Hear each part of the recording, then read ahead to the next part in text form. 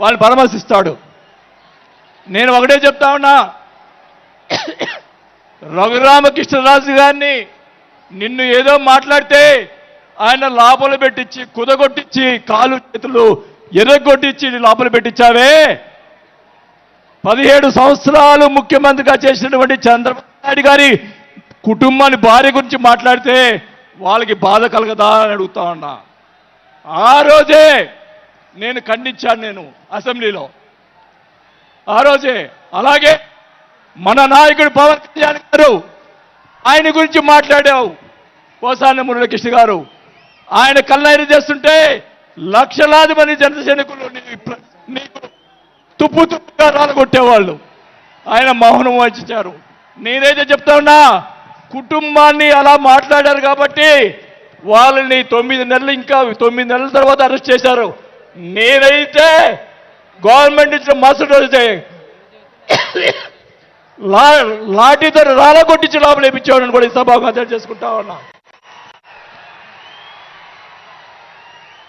చేసినటువంటి దుర్మార్గాలు ఎక్కడ పోవు, దుర్మార్గాలు ఎక్కడ పోవు. ఒకటే చెప్తా ఉన్నా, నేను 5 సార్లు ఎమ్మెల్యే, 2 సార్లు మంత్రి అయినా కూడా, నేను ప్రతిపక్షంలో ఉన్నప్పుడు కూడా మన నాయకుడు పవన్ కళ్యాణ్ గారు వైసీపీని ఒకరోజు అందరినీ తిడుతూ ఒక బాలినేని శ్రీనివాసరెడ్డి గారు లాంటి మంచి వాళ్ళు ఉన్నారని చెప్పి ఆ రోజు చెప్పిన రోజే నేను జనసేనలో చేరి ఉండాలి అని కూడా తెలియజేసుకుంటా ఉన్నా. ఆ రోజు చేరకపోవటం నా దౌర్భాగ్యం. నేను ఈరోజు చెప్తా ఉన్నా, స్పీచ్ 9 నెలలు అయిపోయిందమ్మా ఇవ్వటం, అందువల్ల గొంతు ఇది అయిపోయింది. దయచేసి నేను మీ పిఠాపురం సాక్షిగా నిజాలు చెప్తా ఉన్నా. గవర్నమెంట్ వచ్చిన తర్వాత చిన్న చిన్న కార్యకర్తల మీద కేసులు పెట్టి లోపలేశారు. వాళ్ళని కాదండి లోపలేయాల్సింది, కోట్లు సంపాదించున్నారు. వాళ్ళని ఇంకా లోపలేలా, అదే నా బాధ. స్కాములు చేస్తున్నారు, కార్యకర్తలు పట్టించుకోలేదు.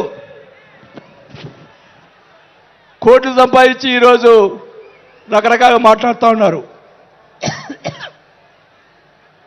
పవన్ కళ్యాణ్ గారి గురించి మొన్న మాట్లాడాడు జగన్మోహన్ రెడ్డి గారు. ఏదో కౌన్సిలర్ అన్నాడు, ఏదో అన్నాడు. అయ్యా జగన్మోహన్ రెడ్డి గారు, మీ నాన్న దయతోటి నువ్వు ముఖ్యమంత్రి అయ్యావు. మీ నాన్న అంత అడ్డు పెట్టుకొని,